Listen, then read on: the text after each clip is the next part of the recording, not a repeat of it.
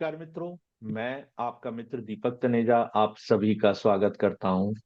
मित्रों, आज हम राहु और केतु के द्वारा होने वाले जो रोग हैं उसके विषय में आदरणीय उत्तरा दीदी से समझने के लिए बैठे हैं। मैं आप सभी के सहयोग से आदरणीय उत्तरा दीदी का स्वागत करता हूं। नमस्कार दीदी, आपका स्वागत है। जी नमस्कार नमस्कार दीपक जी। मकर संक्रांति भी निकल गई, उत्तरायण शुरू हो गया है। हमारे लिए अत्यंत हर्ष का विषय है। और अब थोड़ी थोड़ी धीरे धीरे गर्मियां स्टार्ट हो जाएंगी, गर्मियों की तरफ बढ़ रहे हैं हम लोग। और आज हम राहु केतु जिस प्रकार की परेशानियां या रोग दिक्कतें हमें प्रदान करते हैं उसके बारे में चर्चा करेंगे, विशेष रूप से रोग। सबसे पहले हम इनकी प्रकृति समझते हैं कि राहु और केतु की प्रकृति क्या है। इन दोनों ग्रहों को ना दुष्ट ग्रह, पाप ग्रह माना जाता है और को माना जाता है कि ये कष्टों के और कठिनाइयों के कारक हैं। लेकिन और इनकी ये भी विशेषता है कि ये किसी भी राशि के स्वामी नहीं होते हैं। हमारी जो 12 राशियां हैं इनमें से कोई भी राशि इनको नहीं दी गई है। तो इनको लेकर जो हम विवेचना करते हैं उसके बारे में कृष्णमूर्ति जी ने 4 नियम बताए हैं। बहुत सरल नियम है, क्योंकि ये किसी भी राशि के स्वामी नहीं होते। तो जिस राशि में ये बैठते हैं हमारी कुंडली में, उसी राशि का प्रतिनिधित्व करते हैं। जैसे मिथुन में बैठ गए तो बुध का करेंगे, या मिथुन राशि का करेंगे। सिंह में बैठ गए तो सिंह राशि का प्रतिनिधित्व करेंगे, ऐसा। और सबसे बलवान प्रतिनिधि ये उस ग्रह के होते हैं जिसके साथ बैठते हैं, जिसके साथ ये युति करते हैं। कई बार ये युति भी करते हैं अन्य ग्रहों के साथ।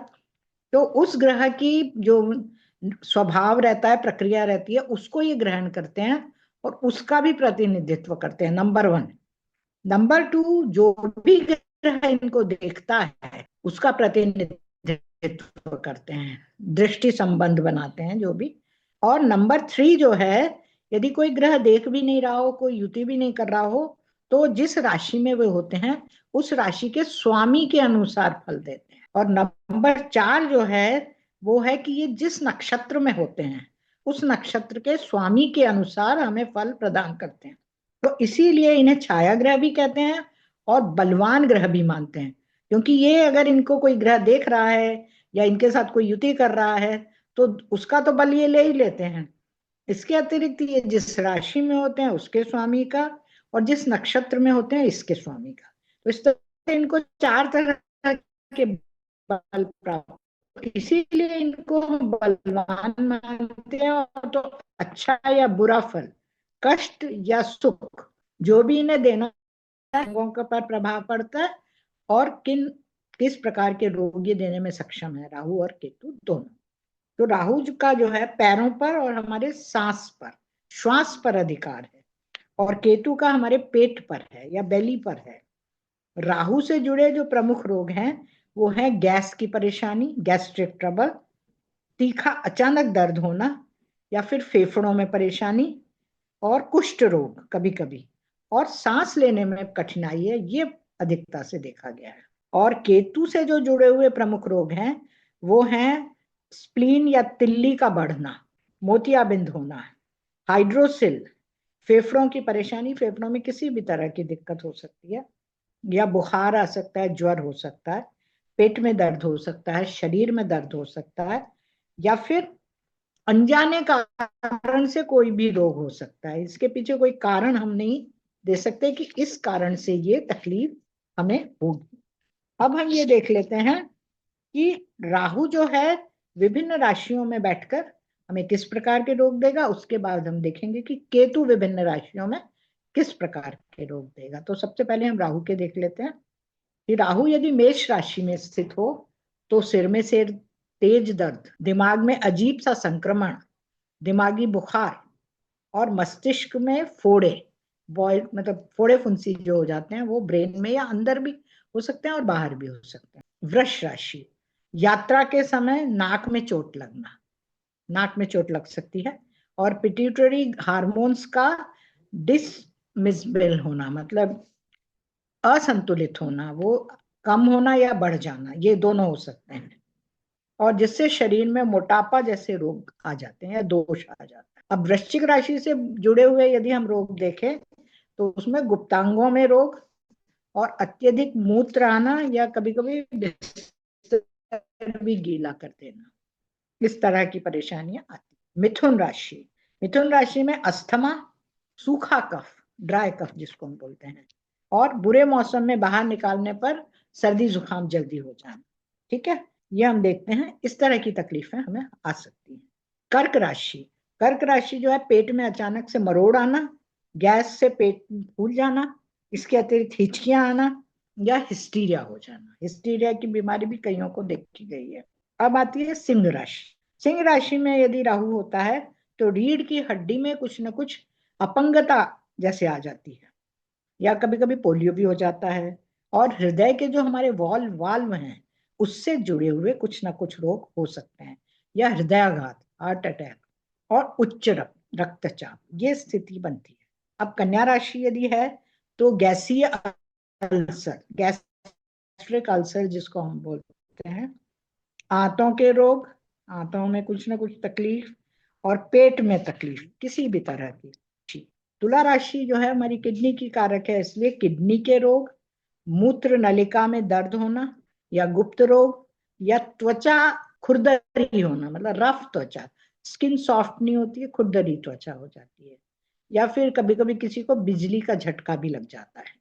वृश्चिक राशि, वृश्चिक राशि जो है हमारे गुप्त रोगों की प्रदायिनी है, तो राहु यदि यहाँ रहता है तो वो इस तरह की समस्याएं देता है, और कभी कभी नपुंसकता भी देता है, और अपने आप गर्भपात हो जाता है, मतलब कि अबॉर्शन हो जाना, महिलाएं हैं तो शारीरिक संबंध में भी थोड़ी सी परेशानी होती है।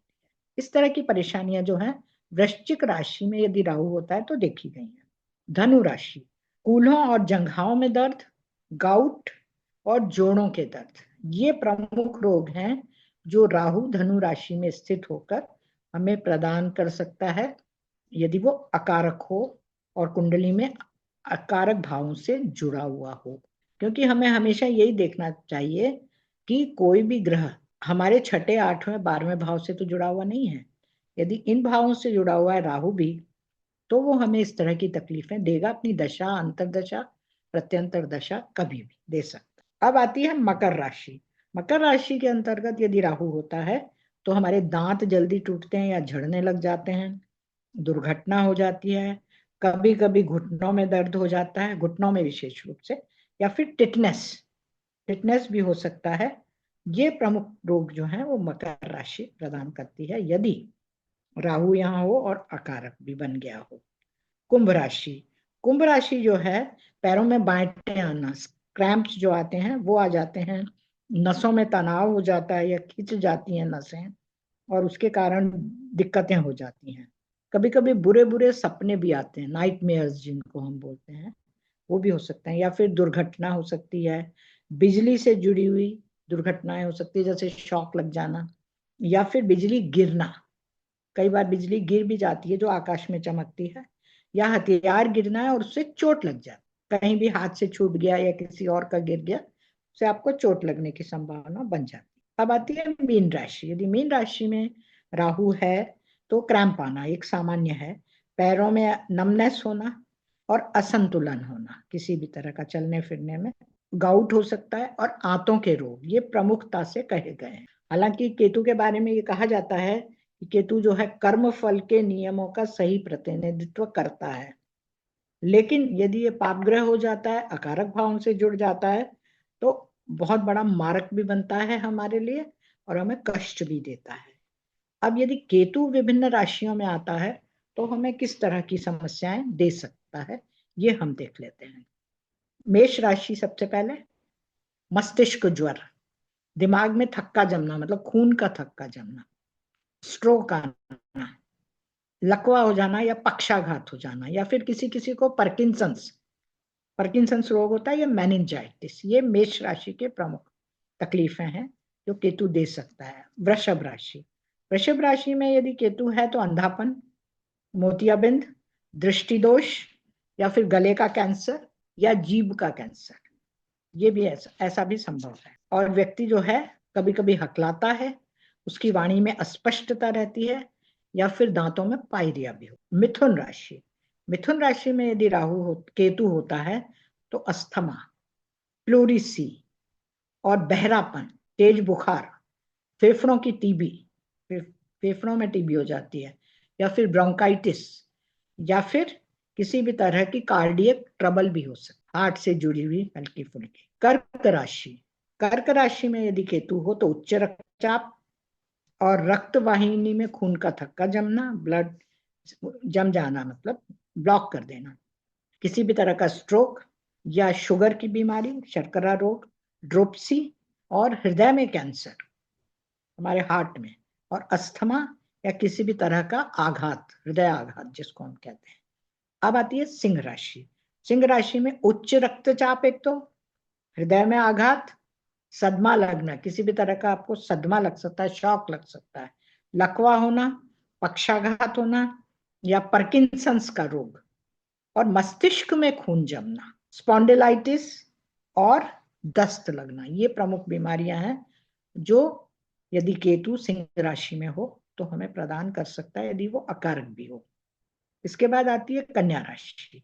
कन्या राशि में हैजा, गैसीय अल्सर, इसके अतिरिक्त जो है और संभावना बनती है। तुला राशि में किडनी के रोग का प्रमुख रूप से, अपेंडिक्स और दस्त लगना, और पेट के रोग की प्रॉब्लम हो जाती है, शुगर की, डायबिटीज वगैरह होना, हर्निया होना, गर्भपात, कोढ़ या श्वेत कुष्ठ विशेष रूप से, एक्जिमा और त्वचा का फटना, स्किन जो है वो रफ हो जाती है, त्वचा फटती रहती है, कभी कहीं से फटती है, कभी कहीं से फटती है।